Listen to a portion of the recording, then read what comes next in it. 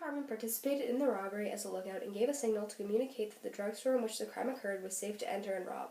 His job was also to tell if there were any police in the drugstore. He had a lot of motivation for going through with these crimes. He is friends with both Richard Bobo Evans and James King, who are both suspected in being involved with the robbery and murder of Mr. Aguinaldo Nesbitt. If your friends decided to do something bad and you were intimidated by them, you would probably give in to the peer pressure too. He wanted to keep his friends, but in doing so, he made a very bad decision that cost a poor innocent man his life. The option to participate in this robbery may have made him think that he would become popular and show he's tough. As many people believe, money controls mankind, and it controlled Steve Harmon here. Everyone with a role in the robbery would get their share of the money. Steve is one of those people.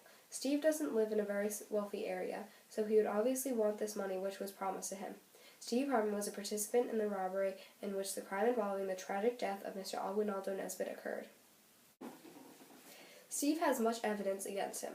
Osvaldo Cruz identified him as a participant in the robbery and described his job as being the lookout.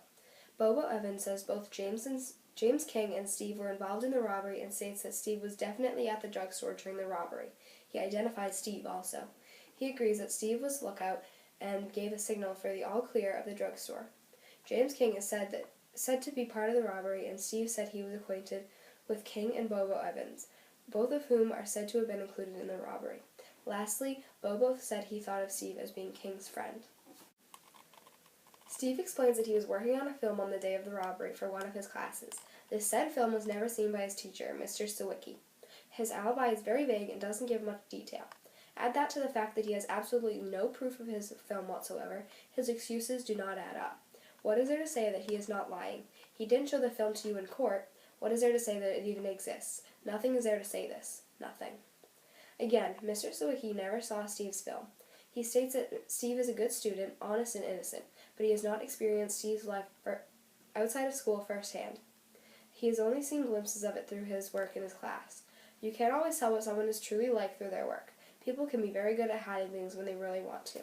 Also, Mr. Sawicki really likes Steve, which means he may do anything to keep him out of trouble.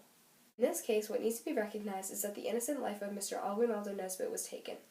This was a good, hard-working man who sponsored a Little League team. He was well respected, but now he was gone, never to be working in his hard-earned drugstore again, never to greet his customers again, never to offer a friendly hug to some of his closer customers, ever again. He lost everything he worked towards, lived for even, all of it, gone. As hard as it may be, imagine his kind face. Even though you didn't know him whatsoever, imagine it.